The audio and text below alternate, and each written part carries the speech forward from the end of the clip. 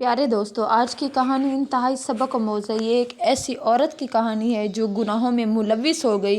اس کے 2 معصوم بچے تھے جن کو وہ روتا بلکتا چھوڑ کر اپنے عاشق کے ساتھ رات کے اندھیرے میں گھر سے بھاگ گئی، یہ سوچ کر کہ اپنی نئی زندگی کا آغاز کرے گی۔ مگر اس عورت کا جو انجام ہوا وہ دیکھ کر آپ لوگ بھی دنگ رہ جائیں گے۔ اور وہ 2 معصوم بچے جن کو روتا بلکتا چھوڑ دیا گیا تھا، اللہ نے ان کی قسمت کو ایسا بدلا کہ آپ سب حیران ہو جائیں گے۔ ہوا میں خاموشی کا ایک بوجھ سا تھا۔ زینب ایک 25 سال کی خوبصورت مگر خود غرض عورت تھی۔ زینب چارپائی پر بیٹھی اپنے ناخنوں پر نیل پینٹ لگا رہی تھی۔ چہرے پر ایک مصنوعی مسکراہٹ تھی، جیسے زندگی میں سب کچھ ٹھیک ہو، لیکن اصل میں ایسا کچھ بھی نہ تھا۔ اسی دوران فون کی گھنٹی بجی۔ اس نے لاپرواہی سے فون اٹھایا، ہونٹوں پر ہلکی سی مسکراہٹ آ رہی ہو۔ فاروق، بس تھوڑا سا انتظار کرو، میں آ رہی ہوں، یہ کہہ کر دوپٹے کو درست کیا، پرس اٹھایا اور جانے ہی لگی تھی کہ پیچھے سے کمزور سی آواز آئی، اماں چھوٹی کب سے رو رہی ہے، بھوکی ہے، اسے کچھ کھلا دو نا۔ 10 سال کا احمد اپنی باہوں میں ننھی بہن کو سنبھالے کھڑا تھا، آنکھوں میں بے بسی اور چہرے پر امید تھی۔ مگر زینب نے پلٹ کر دیکھا تو اس کے چہرے کی نرمی لمحے میں سختی میں بدل گئی۔ تم دونوں ہی منحوس ہو، میری زندگی کی سب سے بڑی رکاوٹ پہلے تمہارا باپ تھا اور اب تم دونوں۔ احمد کے قدم وہیں رک گئے، ماں کے ہر لفظ نے اس کے دل پر خنجر کی طرح چوٹ ماری۔ زینب نے غصے سے پرس اٹھایا اور دروازہ زور سے بند کر کے چلی گئی۔ دروازے کی آواز پورے صحن میں گونج گئی، جیسے گھر سے روشنی ہی نکل گئی ہو۔ چھوٹا سا احمد اپنی روتی ہوئی بہن کو سینے سے لگا کر آہستہ سے کہنے لگا، چپ کر جاؤ میری پری، اماں نہیں بیٹھی ہیں نا، وہ اپنی مرضی کی زندگی جینا چاہتی ہیں، خوابوں کی دنیا میں رہنے والی، اپنی دل کی سننے والی ہیں شاید، مگر قسمت نے ان کے ساتھ کچھ اور لکھا تھا۔ ان کے والدین نے ان کی شادی اپنی پسند کے ایک سیدھے محنتی اور نیک دل لڑکے کامران سے کر دی۔ یہ تھی زینب کی کہانی کہ اس کے ماں باپ نے جب اس کی شادی کی تھی۔ کامران ایک عام سا انسان تھا، نرم لہجہ، صاف دل، مگر خواب چھوٹے۔ زینب کو اس میں نہ کشش محسوس ہوئی نہ محبت۔ اس کے نزدیک وہ ایک بور دیہاتی انسان تھا جس کے ساتھ زندگی کا تصور ہی اسے بہت گراں گزرتا تھا۔ وقت گزرتا گیا، اللہ نے انہیں ایک بیٹے کی نعمت دی، ننھا احمد، مگر زینب کے دل میں اس بچے کے لیے کوئی دلچسپی نہ تھی، ممتا کا وہ جذبہ کبھی جاگا ہی نہیں۔ وہ تو ابھی بھی اپنے پرانے خوابوں میں گم تھی، وہی رنگین خواہشیں، وہی پرانی یادیں، اور انہی یادوں کے درمیان ایک چہرہ ابھی بھی زندہ تھا، فاروق۔ فاروق زینب کا پرانا عاشق تھا، اب بھی اس کے رابطے میں تھا۔ زینب اکثر بہانے بنا کر گھر سے نکل جاتی، گاؤں کی پگڈنڈیوں پر چپکے فاروق سے ملنے جاتی۔ ادھر ننھا احمد گھر میں روتا رہتا، ماں کو پکارتا، لیکن اسے اس بچے سے کوئی مطلب نہ تھا۔ یوں دن گزرتے جا رہے تھے، زینب فاروق کے ساتھ ہر وقت گھومتی رہتی، ہنستی کھیلتی خوش رہتی۔ ادھر کامران سارا دن کھیتوں میں کام کرتا، محنت مزدوری کرتا، تھکا ہارا شام کو گھر لوٹتا، مگر جب وہ گھر آتا تو اکثر زینب گھر پر موجود نہ ہوتی۔ اپنے بیٹے کو بھی وہ اکیلا ہی سنبھالتا، احمد کو خود دودھ پلاتا، اس کا خیال رکھتا، اس کی روتی ہوئی آواز سن کر دل ہی دل میں ٹوٹ جاتا۔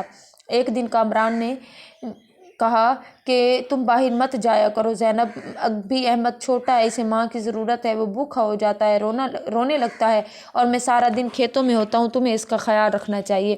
یہ سننا تھا کہ زینب بھڑک اٹھی، غصے سے اس کی آنکھیں لال ہو گئی، وہ چیختے ہوئے بولی، تم اپنے زبان بند رکھو، تمہارے پاس ہے ہی کیا؟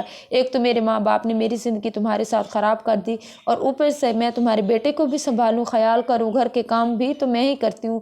کامران جانتا تھا کہ جب بھی وہ زینب سے بات کرنے کی کوشش کرتا وہ اسی طرح بھڑک جایا کرتی تھی، اور اب خاموشی اس کا مقدر بن جاتی تھی۔ ایک روز کامران گھر سے کام سے واپس آ رہا تھا، اچھی خاصی پکی سڑک پر اچانک اس کی سائیکل خراب ہو گئی۔ وہ پریشانی کے عالم میں سڑک کے کنارے کھڑا اپنی سائیکل کو دیکھ ہی رہا تھا کہ اچانک اس کی نظر پاس سے گزرتی ایک بائیک پر پڑی۔ اس بائیک پر زینب اور ایک نوجوان کے ساتھ بیٹھی ہنستی مسکراتی چلی جا رہی تھی۔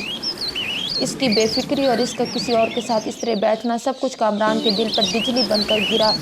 وہ ایک دم اندھیروں میں ڈوبتا گیا۔ وہ وہیں کچھ دیر ساکت کھڑا رہا، پھر ٹوٹے ہوئے دل کے ساتھ گھر آیا۔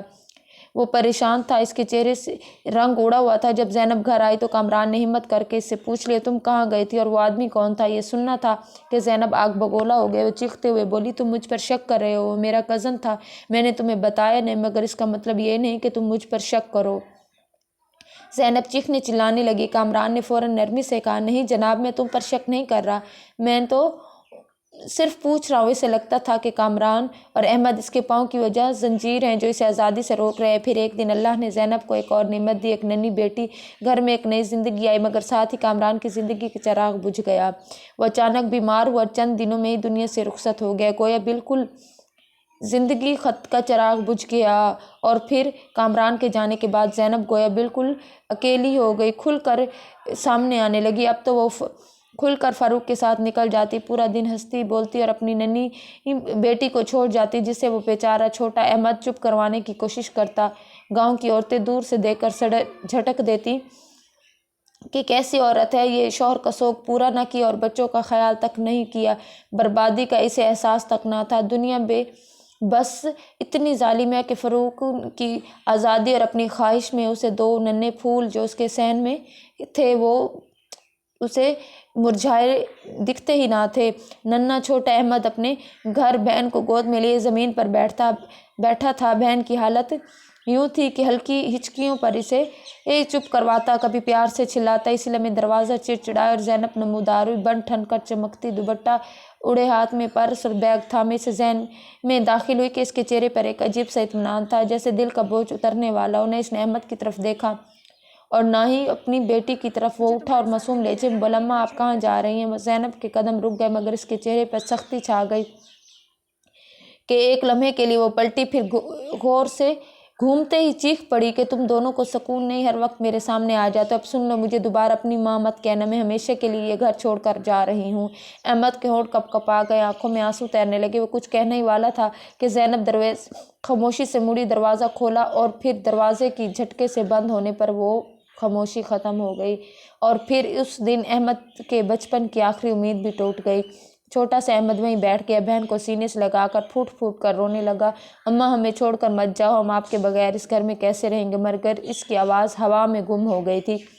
اور پھر وہ فاروق کے ساتھ موٹر سائیکل پر بیٹھ کر چلی گئی۔ زینب اپنے عاشق کے ساتھ چلی تو گئی، وہ اتنی پرسکون تھی جتنی آج وہ نظر آ رہی تھی، جیسے اس نے اپنی زندگی کا بوجھ اتار پھینکا ہو۔ اور ادھر احمد ماں کو ڈھونڈتا ہر دروازے پر نظر دوڑاتا تھا، مگر جواب صرف چپ۔ کچھ عورتیں ترس کھا کر بولتی، بیچارے بچے کا کیا قصور ہے، اس کا کچھ نہ کہو، ماں جیسا نصیب لے کر آیا ہے، صاف لکھا تھا کہ وہ بے بس ہے۔ بہن کو مضبوطی سے گود میں تھامتا چپ چاپ واپس پلٹ آتا۔ اس دن کے بعد احمد کے دل میں اپنی ماں کے لیے کوئی جگہ نہ رہی۔ اس کی ماں آج سے اس کے لیے مر چکی تھی اور اس کے ننھے دل میں صرف ایک عزم زندہ تھا کہ وہ اپنی بہن کو خود پالے گا، خود بڑا کرے گا اور کبھی کسی کو یہ نہ کہنے دے گا کہ وہ بھی اپنی ماں جیسی ہے۔ فاروق اسے اپنے ساتھ لے آئے، نکاح ہو چکا تھا اور زینب کے چہرے پر ایک عجیب سا غرور، اطمینان تھا کہ اب وہ ٹھیک ہو چکا ہے، وہ جو چاہے گی وہ کرے گی، اب خواہشات کو پورا کرے گی، ہر وقت گھومے پھرے گی۔ لیکن کہتے ہیں نا کہ جو نصیب میں ہوتا ہے نا وہ مل کر رہتا ہے۔ ابھی نکاح کو ایک ہفتہ بھی نہ ہوا تھا کہ فاروق کے کھیت میں آگ لگ گئی، محنت کا سارا جو سہارا تھا چند گھنٹوں میں راکھ بن گیا۔ فاروق زمین پر بیٹھے سر تھامے چیخ رہا تھا اور زینب ایک طرف کھڑی تپتی آنکھوں سے جلتے کھیت کو دیکھ رہی تھی۔ اس کے چہرے پر دکھ سے زیادہ ناگواری تھی۔ اس کے خواب جو سونے کے محلوں میں بسے تھے لمحوں میں ٹوٹ گئے۔ چند دن بعد انہیں مجبوراً بڑا گھر چھوڑنا پڑا اور وہ دونوں ایک تنگ بسیدہ مٹی کے بنے ہوئے ایک گھر میں آئے جو ایک قید جیسا تھا۔ وہ آئینے کے سامنے کھڑی خود کو دیکھتی اور نفرت سے کہتی، یہ وہ زندگی نہیں تھی جس کا میں نے خواب دیکھا تھا۔ ایک دن وہ ضبط نہ کر سکی، فاروق کے سامنے آ کر بولی، فاروق تم کرتے کچھ کیوں نہیں ہو؟ ہم کب تک اس چھوٹے گھر میں سڑیں گے؟ تم جانتے ہو نا میرے خواب کتنے بڑے ہیں۔ یہ سن کر فاروق کے صبر کا پیمانہ لبریز ہو گیا۔ وہ فوراً اٹھا، مٹھیاں بھیج کر چیخا، زینب چپ کر جاؤ، یہ سب تمہاری وجہ سے، جس دن تم میری زندگی میں آئی میری قسمت جل کر راکھ ہو گئی۔ زینب کے لب کپ کپا گئے، آنکھیں پھیل گئی، وہ خاموش ہو گئی، مگر دل کے اندر گویا ایک آگ جل اٹھی۔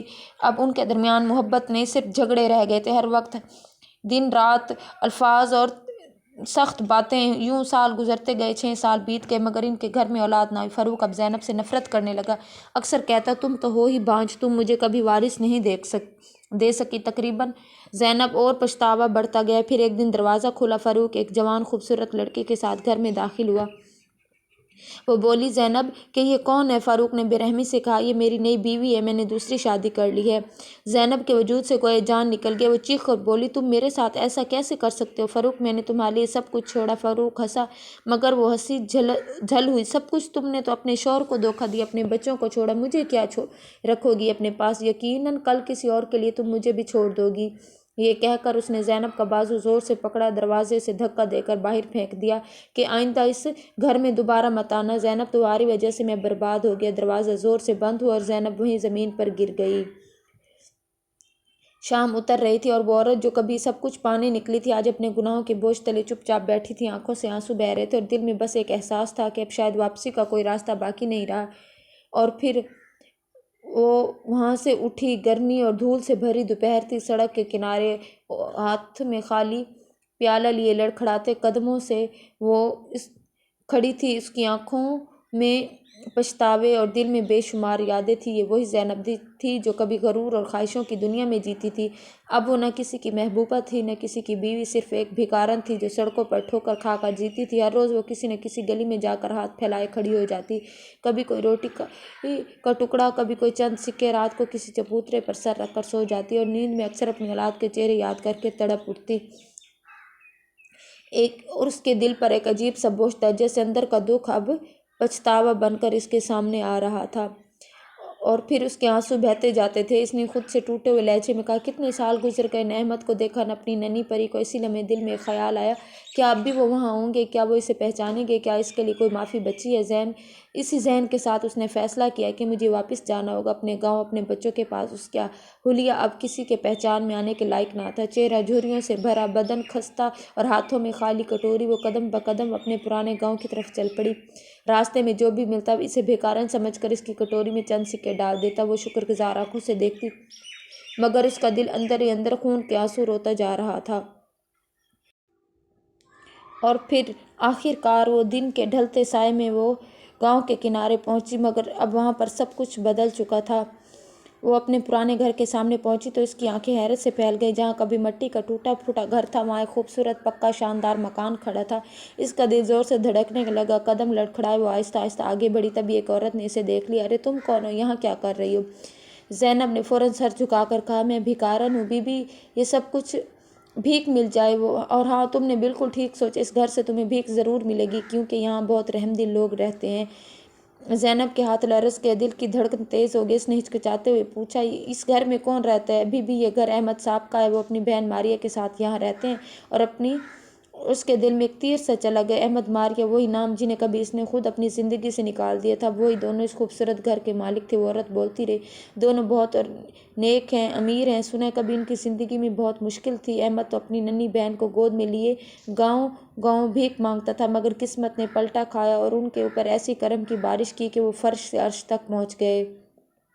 احمد نے اپنی بہن کو پالا، اپنی زندگی میں کامیاب ہو گئے، اللہ نے انہیں دولت بھی دی، عزت بھی۔ زینب کے لب کپ کپائے۔ اس نے آہستہ سے پوچھا، یہ دونوں بہن بھائی ہیں نا؟ تو ان کی ماں کہاں ہے؟ عورت نے طنزیہ مسکراہٹ کے ساتھ کہا، ماں وہ تو بھاگ گئی تھی اپنے عاشق کے ساتھ، تبھی تو یہ بچہ اپنی بہن کو گود میں اٹھائے در بدر پھرتا تھا، پھر اس نے خود ہی اس کو پالا پوسا، اب تو دونوں بڑے خوش ہیں، ان کے لیے تو جیسے ماں مر چکی ہے۔ یہ کہہ کر وہ عورت آگے بڑھ گئی اور پتھر کی وہ زینب بن گئی۔ اس کے اندر کا ہر احساس ٹوٹ چکا تھا۔ ہمت کر کے وہ دروازے کے قریب گئی اور لرزتے ہاتھوں سے آہستہ آہستہ دستک دی۔ چند لمحوں بعد دروازہ کھلا، سامنے ایک حسین نازک چہرے والی نوجوان لڑکی کھڑی تھی اور زینب جیسے سانس لینا بھول گئی ہو۔ وہ لڑکی ہو بہو زینب کی جوانی کی تصویر تھی، وہی آنکھیں، وہی نقش، وہی معصوم چمک۔ یہ ماریہ تھی۔ زینب نے نظریں جھکا کر آہستہ سے کہا، بیٹی مجھے کچھ کھانے کو دے دو۔ ماریہ کچھ روٹیاں لے آئی اور چند سکے لا کر زینب کی کٹوری میں ڈال دیے، اور پھر مسکراتے ہوئے پلٹنے ہی لگی تھی کہ سامنے سے ایک نوجوان خوبصورت لڑکا آیا، سفید شلوار قمیض ہاتھ میں فون، ہنستا ہوا گھر کے اندر جا رہا تھا۔ زینب نے اسے پہچاننے میں دیر نہ کی، یہ اس کا بیٹا جسے کبھی وہ بھوکا روتا چھوڑ گئی تھی، اب وہ ایک عزت دار خوشحال آدمی تھا، مگر اس کے لیے زینب صرف ایک اجنبی بھکارن تھی۔ زینب کی ٹانگوں سے جیسے جان نکل گئی، وہ سڑک کے کنارے بیٹھ گئی، چہرہ ہاتھوں میں چھپا کر زاروں قطار رونے لگی۔ کاش میں اپنے بچوں کو نہ چھوڑتی، کاش میں اپنے شوہر کی قدر کرتی، کاش میں اپنے ذہن ٹھیک رکھتی تو آج اپنے بچوں کے ساتھ زندگی بسر کر رہی ہوتی۔ جلد ہی کچھ آنسو اس کی آنکھوں سے نکل کر مٹی میں جذب ہو گئے، مگر دل میں پچھتاوے کا طوفان نہ تھما۔ اب اس کے پاس نہ اولاد تھی، نہ عزت، صرف ندامت اور خالی پیالہ۔ یہی انجام ہوتا ہے۔ وہ یہیں روتے روتے بے ہوش ہو گئی اور پھر دم توڑ گئی۔